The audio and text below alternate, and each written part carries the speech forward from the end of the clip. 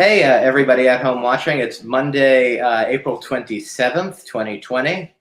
It's important to say the date, otherwise you're going to forget what day of the week it is.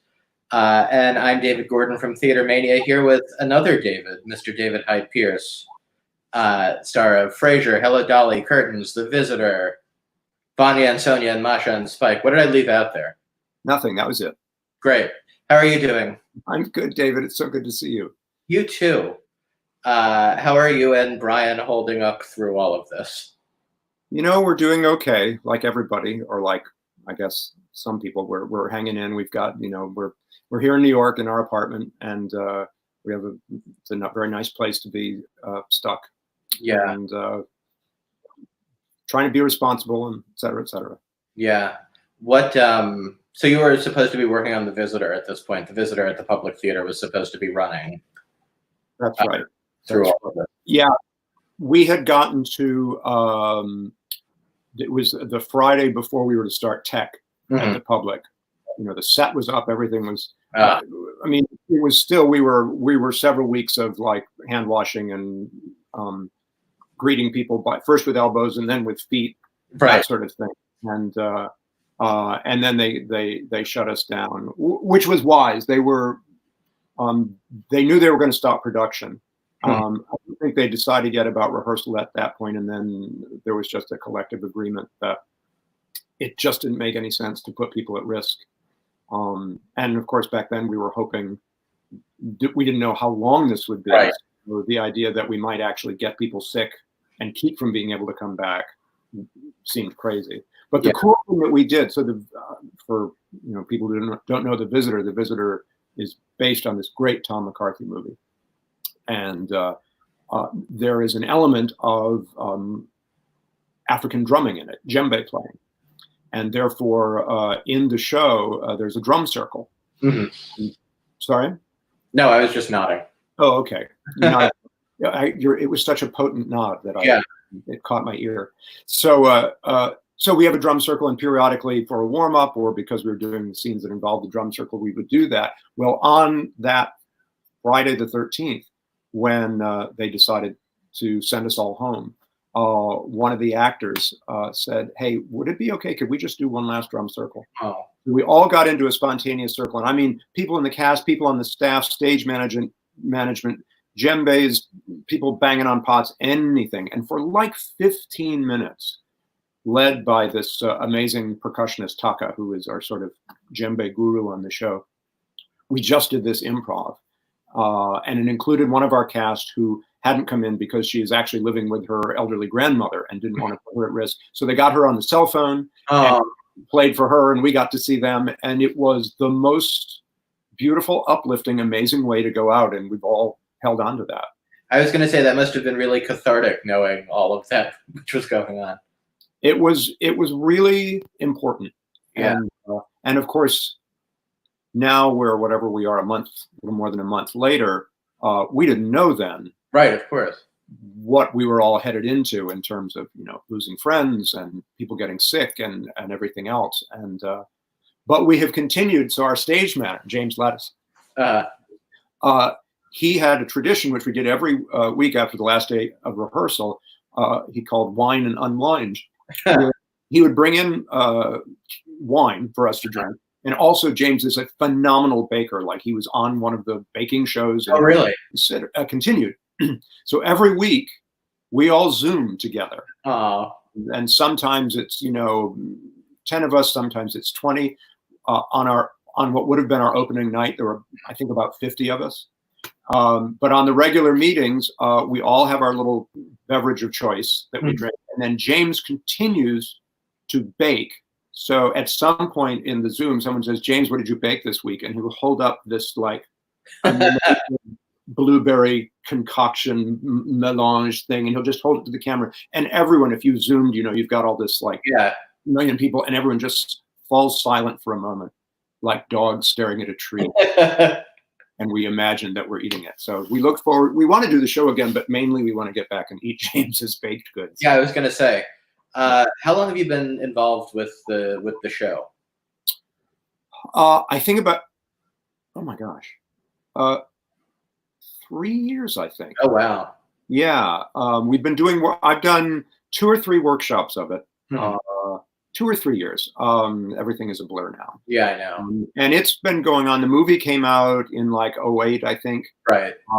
And it's a project that's been in development. It's a really beautiful show. It's an incredible show. Yeah.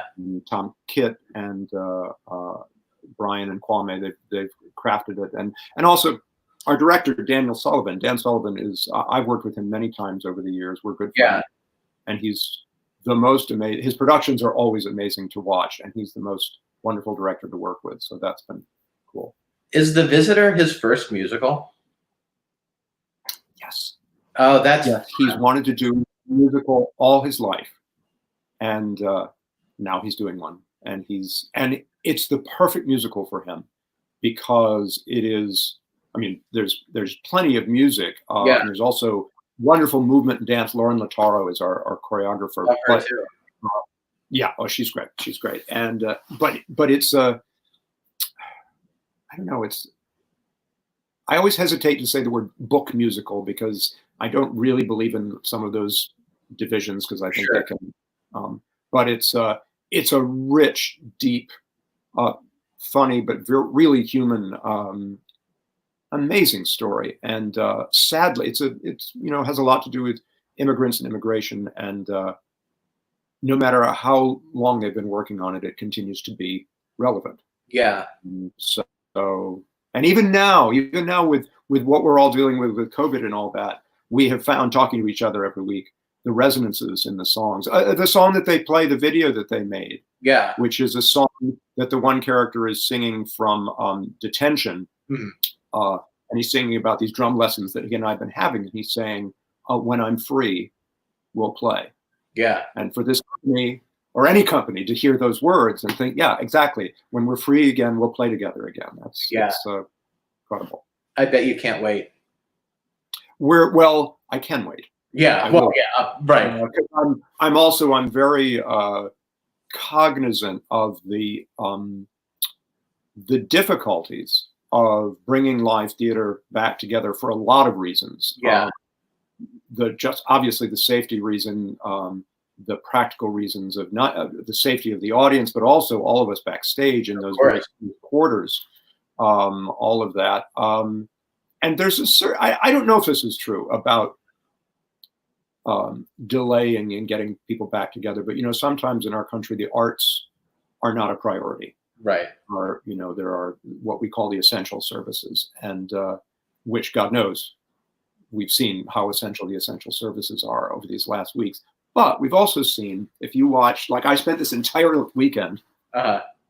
First, I watched the 4-hour Metropolitan Opera Gala, which was all live performances from all over the world of the most beautiful music sung by the most amazing people. And they did these things where Yannick, the conductor, conducted the entire orchestra with the entire chorus, each of them recording individually. Right. And, post-production engineered it together, and you just watch it and your head explodes because it's so beautiful. So there was that to help support the Met, and then the Sondheim 90 for A Step. They are such reminders of, in so many ways, of how essential all of this is. So not just to those of us who do it for a living, or even the audience, but it just, God, we need it. I know. One of the things that's getting us through. Oh, and people watching at home, if you have questions for David, pop them in the comments. We'll get to them. One of the things that my wife and I are watching, as we told you before this went on, is a very old sitcom that you've probably never heard of called Frasier. Interesting. I'm not familiar with it. No. Well, it was on for like 11 seasons. And there was this. Yeah, I know. What was I doing? I must have been working. That must be.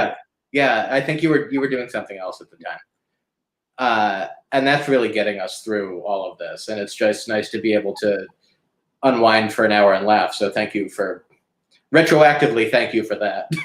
It's great. You're not the first person I've heard that from. It is a really, I think it's a very comforting show for people, and not in a trite way. I think obviously the writing is so good. It was funny. It's smart. It doesn't condescend to its audience, and but I'm glad to hear that it holds up and that it's giving you some laughs. And it looks like you guys just had the best time doing it. And we're watching. And full disclosure, my wife, for people watching at home, my wife worked with you for several years. Yeah, she was one of my publicists, and she was awesome.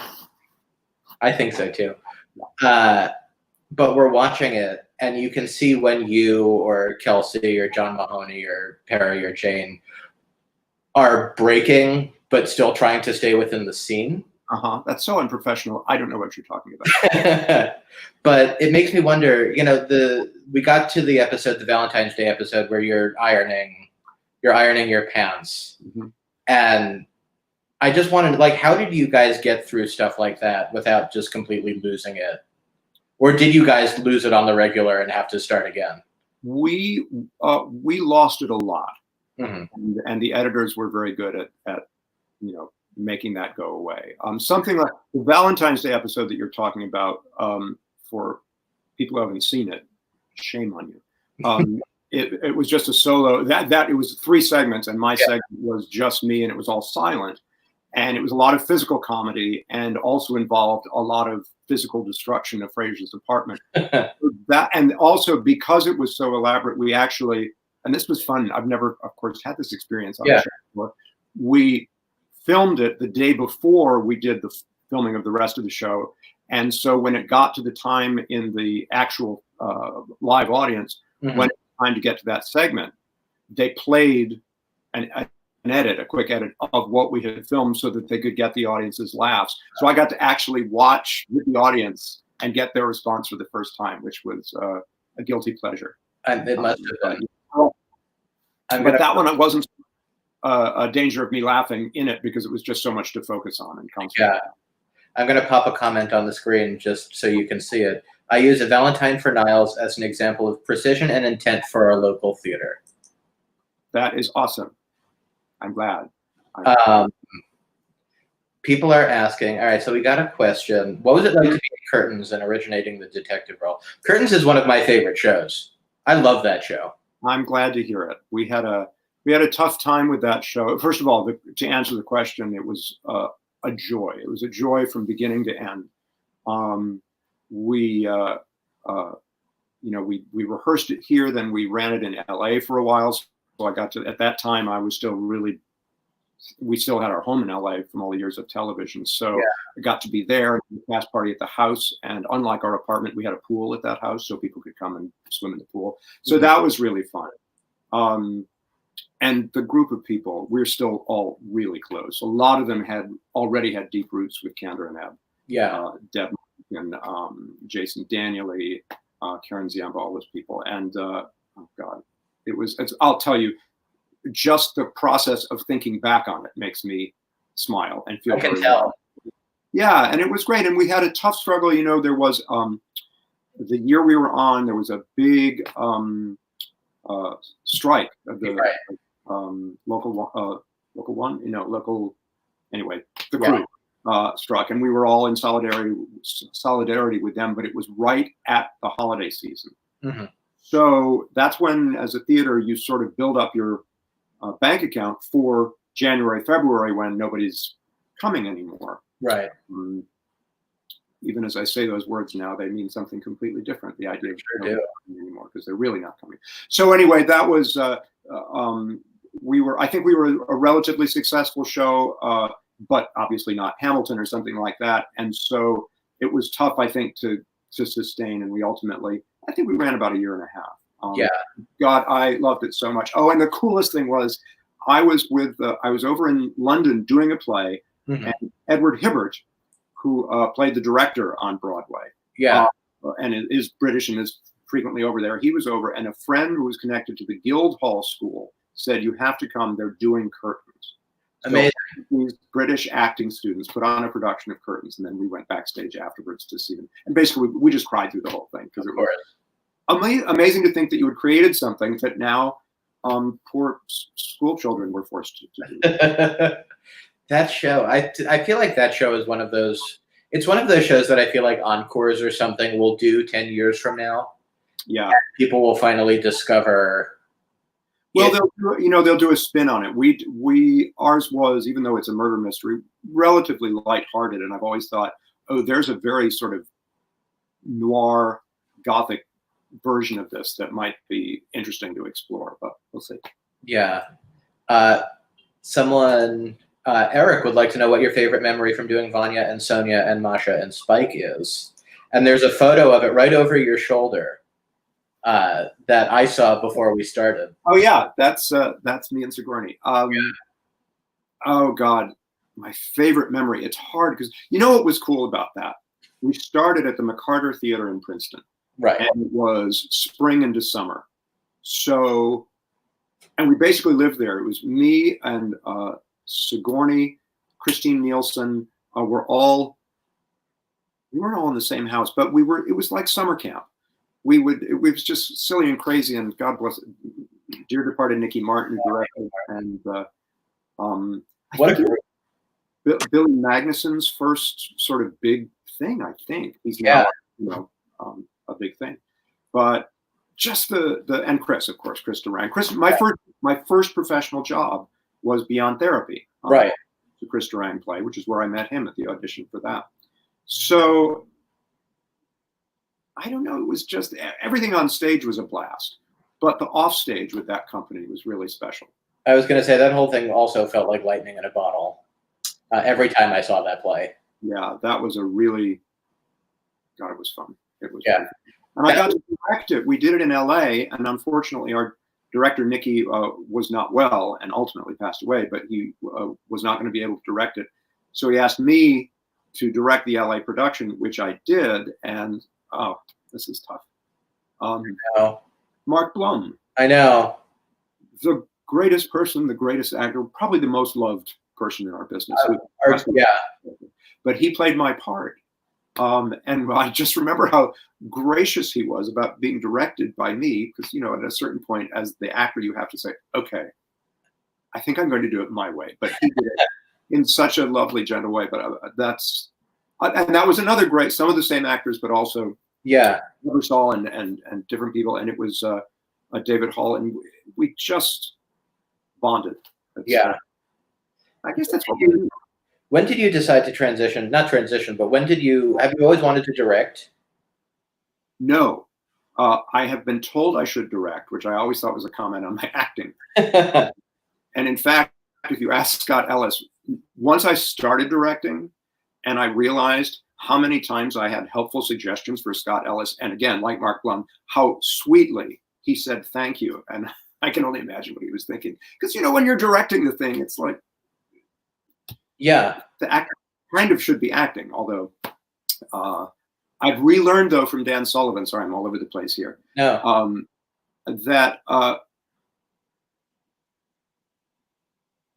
how little you must do as a director.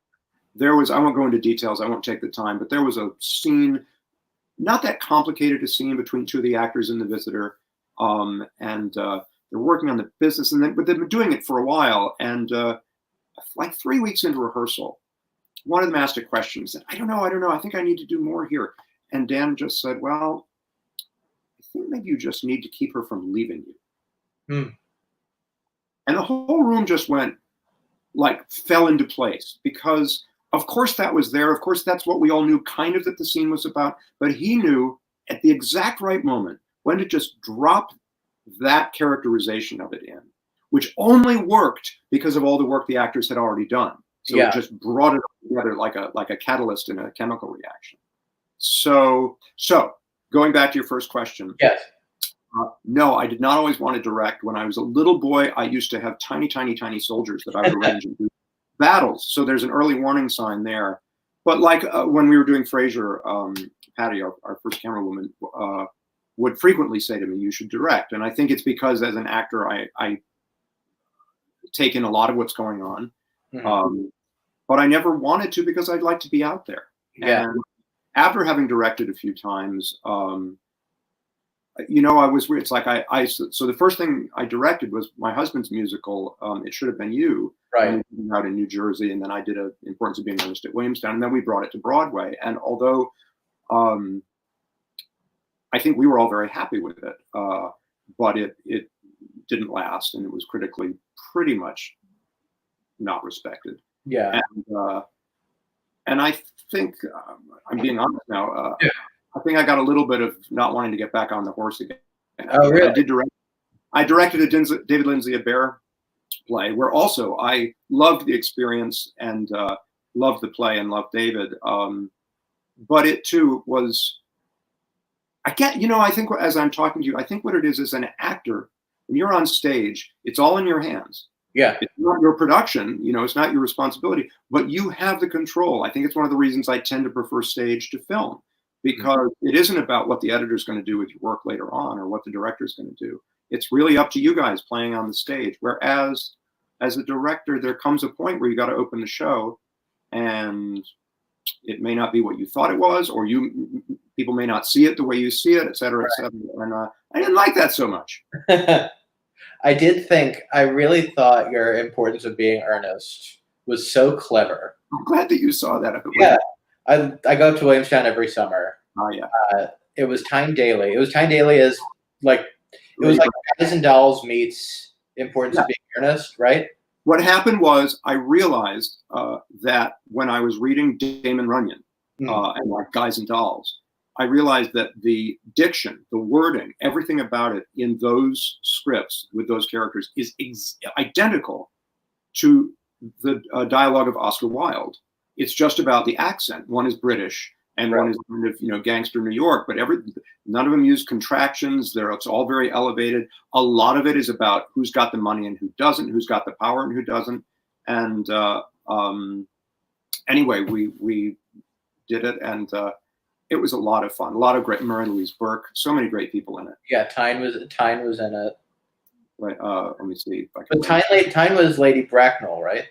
Tyne was Lady Bracknell as a kind of Ma Barker. Right. Shoot, I'm going to blank on the names now, which I hate because. All right. I didn't mean to put you on the spot like that. No, that's all right. It's been a while. I can't even remember when that was, but Louis Kenchelmy. Louis Kenchelmy is such a fine actor, and he played Algernon, and it was interesting auditioning people for this. He didn't audition; he actually did the first reading of it, and because people who would put on a sort of gangster accent, it didn't work, even if they were really good at doing the sort of Brooklyn dialect or whatever, because it couldn't be about that. You had to have people who really lived it and could just, because then those people just simply did the play. Right. And I also, my favorite part about it is that it was all, like I said, it was all gangsters. I won't explain why, but it ended in a hail of gunfire. And I thought, the two things I remember, one, when the pivotal scene when John Worthing is finally looking through the book to find out what his real name is, there was a high school audience there. You could hear a pin drop waiting to find out what this guy's name was. They were so into the play. And I've always thought, I will be very proud if years from now these kids say, oh, yes, the importance of being earnest. It's one of my favorite plays. It's so funny. And then it ends with that big gun battle. I'm going back through the questions here, and we're getting a lot of what are your favorite moments from Frasier. If you have memory of decades ago work. It's, well, the hard part is it's like picking a favorite episode of that show. Yeah. We were so blessed in the writing of that show that it's almost impossible. Favorite moments, I'm trying to think. Well, one of my favorite things, our dear friend John Mahoney, who's no longer with us. But at the time, there was a TV show called TV Bloopers and Blunders. They would show outtakes from TV shows. And if you were in one of the clips that they showed, you got like, I don't know, $200 or something. So every time one of us would screw up on camera, John, no matter where he was on the set, would come running over and put his arm around you and go, like that. And right. So if they ever used it, he'd get his $200. He is one of the ones who, whenever something like raucous happens, the camera just always pans over to him, and you could just see him smirking as he walks out of the scene. And Yeah. Oh, yeah. He was. He was an imp. what? How did you keep playing that role fresh for? It's 11 seasons, which I guess equates to 12 or 13 years when all is said and done. Yeah. I think one of the keys was that so many of us were theater actors. Mm-hmm. And so we were used to the idea that you could do literally the same words Right. over and over for not that many years usually, unless it's Phantom or something, but and keep it alive. And I had this was one of the most amazing things that happened to me. And I think it was like halfway through the run. It was 2001. Mm-hmm. Summer of 2001, and I got to do a play with Uta Hagen. Mm-hmm. Uta Hagen, one of the great American actresses and acting teachers.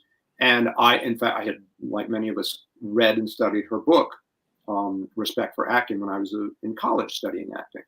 And it was a two-person play, so just me and her. And she did not tell me things. I just learned them. I just absorbed them from her. And one of the things I absorbed was that thing of just being there every night. You walk on stage and then it starts, and then sometime later it finishes, so that every night is different. And she wasn't what I would call the Chicago style of acting, which can be very raucous and suddenly you're throwing a chair one night when you weren't the night before. She didn't change things up like that. She was very particular about not screwing around to screw around or just for the sake of changing things. She just believed and lived that if you were present, it would be different. And, the look in your partner's eye would be different one night, and et cetera. So not only was that a great privilege for me and a huge change in my acting and my understanding of acting from working with her, but also I think it probably bled over and had an effect on all of my acting, including in Frasier, of just, letting it happen. Do you miss doing Frasier every now and then? No. No, and it's nothing bad about the show. I think it's more about the way I am. I don't plan. Right. I don't look ahead. I also don't look behind very much. I tend to be kind of in the moment. And sometimes that's a good thing. Sometimes it's a bad thing. But so in terms of like, as I look back, I feel like I've always sort of changed what I do as I go on. Like when I finished Frasier, I went and did Spam-A-Lot because I'd never done a musical before. Mm-hmm. And I thought, oh, that's something new I should do. And rather than say doing another television show. So, but I loved, it's not because I didn't love it. I loved every second of it. And I think Brian misses the pool. Yeah. David, thank you so much for your time this afternoon. So good to see you, David. And my best wishes. And take care and stay safe. Yeah, you too. I really appreciate it. Thanks everybody for watching. We are back tomorrow afternoon at 2:00 with Brad Oscar, Mrs. Doubtfire, and Something Rotten, and the producers, and so much more. I will see you all tomorrow. Bye.